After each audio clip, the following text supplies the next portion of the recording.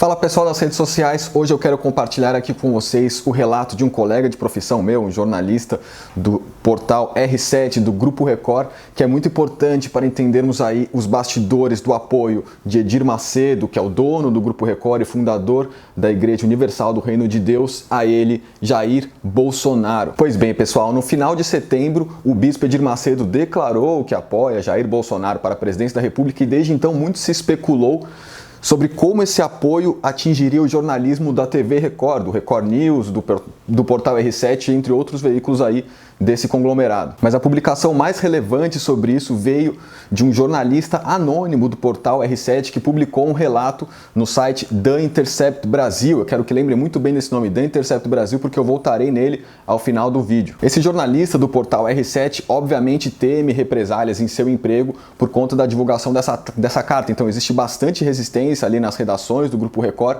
em relação ao assunto que eu estou tratando aqui. Ele começa dizendo que o bispo Edir Macedo inicialmente apoiava a candidatura de Geraldo Alckmin do PSDB para a presidência da República. Mas ali por volta de setembro, o bispo Edir Macedo percebeu que o tucano não decolaria nas pesquisas, então declarou apoio explícito através de uma live no seu Facebook a Jair Bolsonaro. Depois dessa declaração de apoio, segundo o jornalista do R7, ocorreu uma guinada política na redação desse portal. Passamos a publicar exclusivamente coisas positivas sobre o candidato do PSL e coisas mornas sobre Haddad, Ciro e Alckmin. Passado o primeiro turno, começou o jogo sujo. Nada de pauta negativa a Bolsonaro, a não ser que seja um assunto de grande visibilidade. A gente pode subir pautas positivas do Haddad, mas geralmente elas não são chamadas na capa nem nas redes sociais, ou seja, ninguém vê. Dessa forma, o portal R7, que é o principal do Grupo Record na internet, faz campanha indireta e implícita para Jair Bolsonaro enquanto publica materiais mais negativos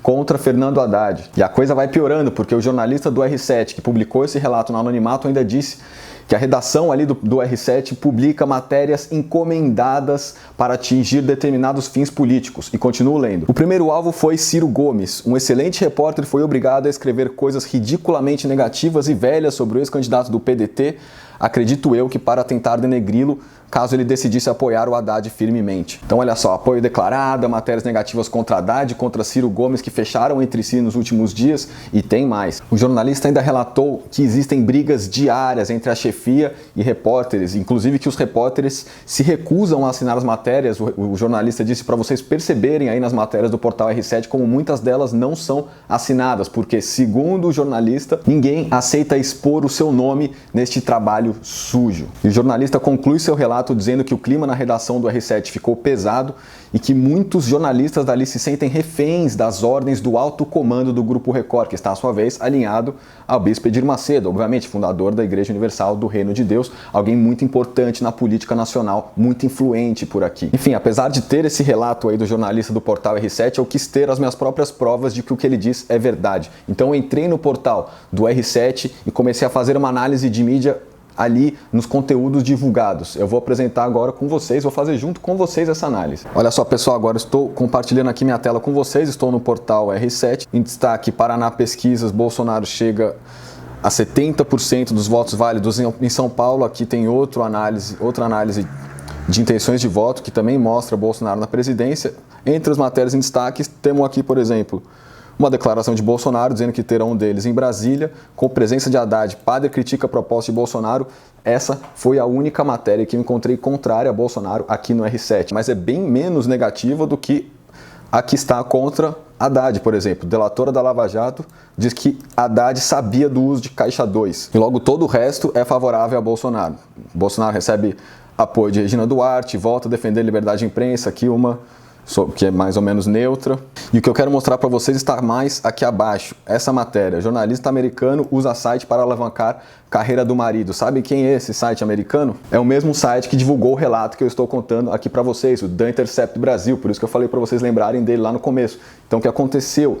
Na semana passada, o The Intercept divulgou esse relato do jornalista do R7 falando sobre o apoio do Edir Macedo a Jair Bolsonaro, e essa semana o portal R7 veio com esse artigo para basicamente atacar o portal que divulgou o relato que eu conto aqui para vocês. E aliás, essa matéria que eles fizeram contra o Intercept serve aí nessa lógica de guerra política e midiática que o Grupo Record do Edir Macedo vem travando sempre a favor de Jair Bolsonaro e dos seus interesses políticos. Todos os candidatos foram até a TV Globo no dia 4 de outubro participar do debate das eleições presidenciais. Naquela ocasião, o único que não foi Jair Bolsonaro, que por ordens médicas não poderia falar mais do que 10 minutos. Mas o que aconteceu naquela ocasião é que o mesmo Jair Bolsonaro deu uma entrevista exclusiva ao Jornal da Record, transmitida no mesmo dia e no mesmo horário do debate na TV Globo, e a entrevista durou 30 minutos, enquanto os candidatos, todos os demais candidatos, Haddad, Ciro, Alckmin, Marina, Meirelles, todos eles tiveram que dividir o tempo de fala na TV Globo. Enfim, de qualquer forma, vamos decifrando aí as posturas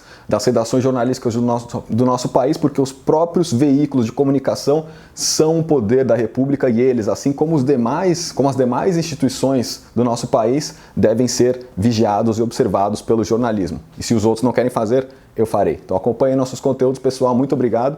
Somos financiados pela sociedade, por isso eu posso contar essas coisas que eu conto a vocês, senão eu estaria com o rabo preso junto com esse pessoal do oligopólio, da mídia alternativa, como tantos estão por aí. Então é isso aí. Acompanhem nossos conteúdos e volto no próximo vídeo. Valeu. Tchau, tchau.